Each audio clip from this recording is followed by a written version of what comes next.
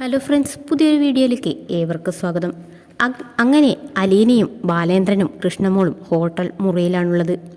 അവിടുന്ന് ബാലേന്ദ്രൻ അലീനയെ അടുത്തേക്ക് വിളിച്ച് പറയുകയാണ്, നീ രാവിലെ നടന്നതൊക്കെ വിട്ടുകളാ. മറക്കണം, ക്ഷമിക്കണം എന്നൊക്കെ പറഞ്ഞാൽ അതൊന്നും എളുപ്പമല്ല. നീ അനുഭവിക്കുന്ന മനോവിഷവുമൊക്കെ എത്രമാത്രമെന്ന് എനിക്കറിയാം. എന്തായാലും രണ്ടും കൽപ്പിച്ച് ഇറങ്ങിയവളല്ലേ നീ, എന്തു വന്നാലും നേരിടാനായിട്ട്. അപ്പോൾ ഈ അവസ്ഥയും നീ കടന്നുപോയേ പറ്റൂ. എൻ്റെ മാനസികാവസ്ഥ എന്താണെന്ന് നിനക്ക് മാത്രമേ അറിയൂ. അതുകൊണ്ട് എന്നേക്കാൾ ഉത്തരവാദിത്വമുണ്ട് നിനക്ക്, എൻ്റെ കാര്യത്തിലും എൻ്റെ മക്കളുടെ കാര്യത്തിലും. ഞാനിങ്ങനെ ആയതിലും കുടുംബം ആയതിലും നിനക്കുമുണ്ട് പങ്ക്, നിൻ്റെ ബ്രിജിതാമയ്ക്കുമുണ്ട് പങ്ക്, കൈതക്കൽ കുഞ്ഞിരാമനും മനുശങ്കരനുമുണ്ട് പങ്ക്. നിന്നെ കുറ്റപ്പെടുത്താൻ പറഞ്ഞതല്ല, സംഭവിച്ചു പോയി.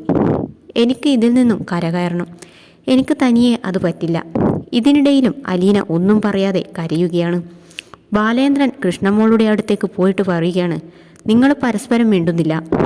അലീന ടെൻഷനിലായതുകൊണ്ടാ. അപ്പോൾ നീയോ എന്ന്. അപ്പോൾ കൃഷ്ണമോൾ പറയുന്നുണ്ട്, എനിക്ക് ഒന്നിനും മനസ്സ് വരുന്നില്ല, ഒന്നിനും സന്തോഷമില്ല എന്ന്. നമ്മളിനി വീട്ടിലോട്ട് ചെന്നാലും അവിടെ എന്തായിരിക്കും എനിക്കറിഞ്ഞൂടാ. അത് കേട്ടതും ബാലേന്ദ്രൻ രണ്ടുപേരെയും കൊണ്ട് ഗാർഡനിലേക്ക് പോകുന്നുണ്ട്. ശേഷം മനു വീട്ടിലേക്ക് വരുന്നതാണ്. അവിടെ രാജീവ് കാത്തിരിക്കുകയായിരുന്നു. മനുവിനോട് കാര്യങ്ങളൊക്കെ അവതരിപ്പിച്ചു. അലീനയെ പുറത്താക്കിയെന്ന്. മനു ഞെട്ടുന്നുണ്ട്. ബാലേന്ദ്രനെങ്കിൽ ഇതറിഞ്ഞില്ലേ എന്നൊക്കെ ചോദിച്ചു.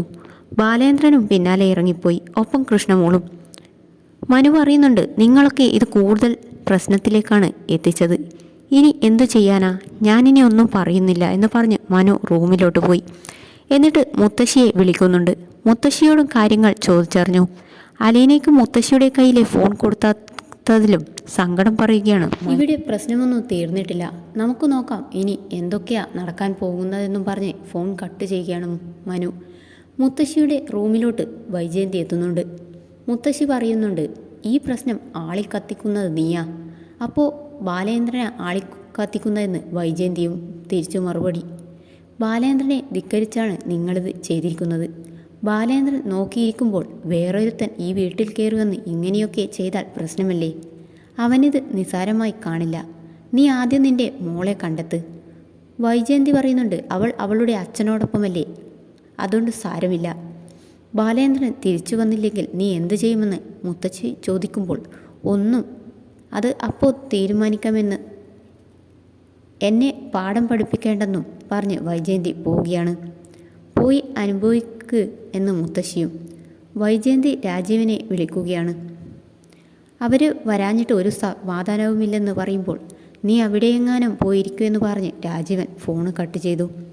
പിന്നെ മനുവും രാജീവനും ഒക്കെയുള്ള സംസാരമാണ്. രാജീവൻ പറയുന്നുണ്ട്, ആളെ കൂട്ടിപ്പോയി ബാലേന്ദ്രനെ പിടിച്ചിറക്കിക്കൊണ്ടുവന്ന് വീട്ടിലിടണം. അപ്പോൾ മനു പറയും, എന്നിട്ട് ചങ്ങലയ്ക്കിടണം.